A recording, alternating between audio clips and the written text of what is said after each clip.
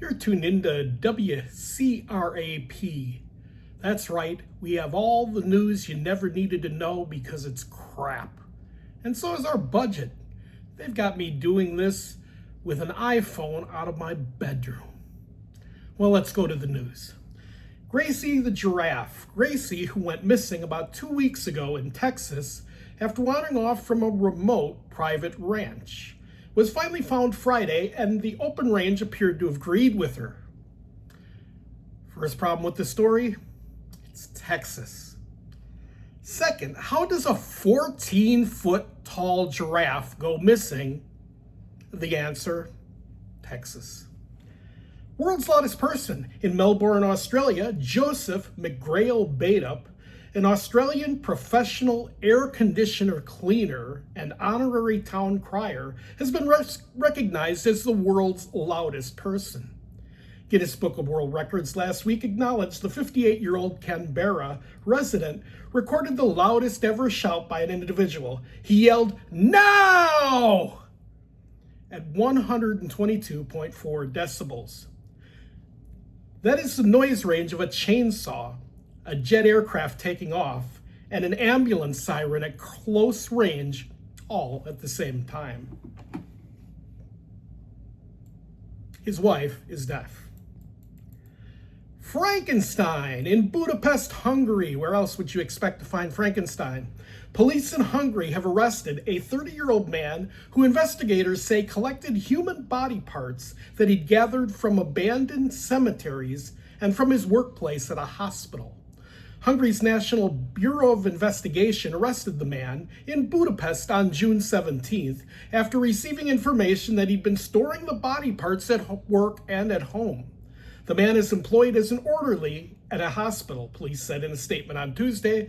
There have been several sightings of Frankenstein in the neighborhood. From New York, we have a Knicks prognosticator. If the New York Knicks win it all this year, just remember that Evan Pfeffer called it 6 years ago, and he has receipts to prove it. While the classmates dutifully list their academic awards, extracurricular activities, and sports accolades in high school yearbooks, the Long Island resident opted for just 6 simple words for his entry.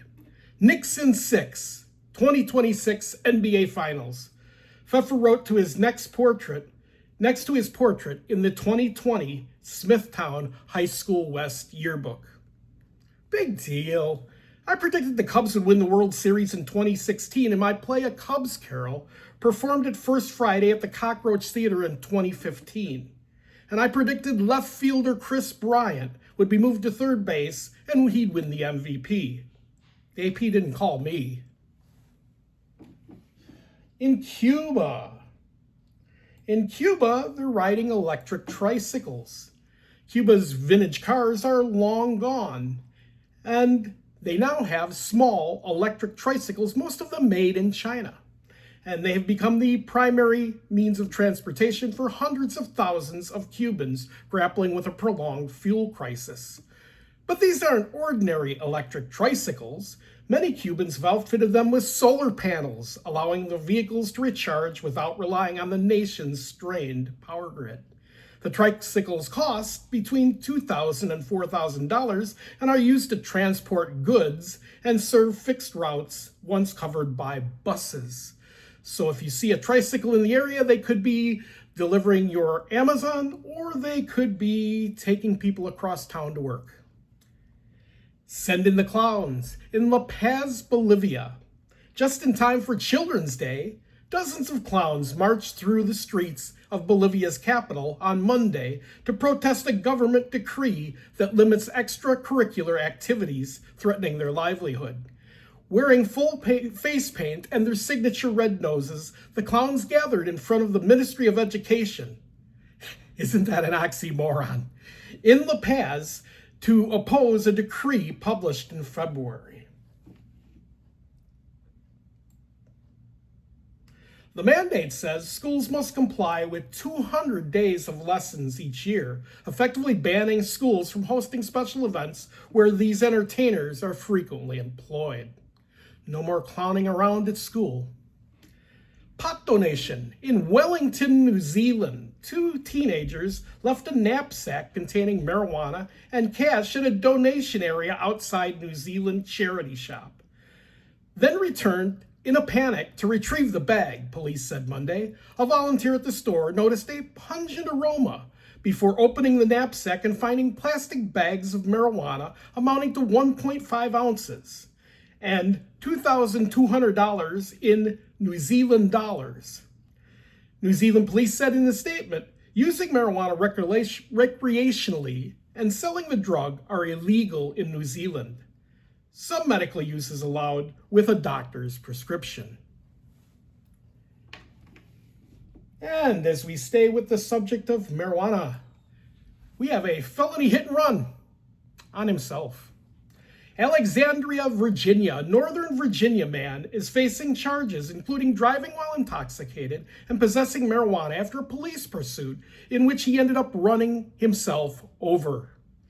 Fairfax County Police released dashboard video from Tuesday's incident showing the 30-year-old Isaac Bonsu getting out of his car on a residential street in Alexandria section, a Washington suburb. But Bonsu apparently forgot to put the car in park, and the video shows him running in front of the car and being struck. Bonsu gets up and continues running. Police say they caught him unharmed after a brief foot chase. Police say initially Bonsu was pulled over Sunday for an apparent equipment violation.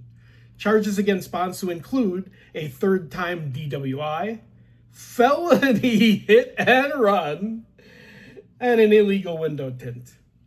Felony hit and run. He ran himself over.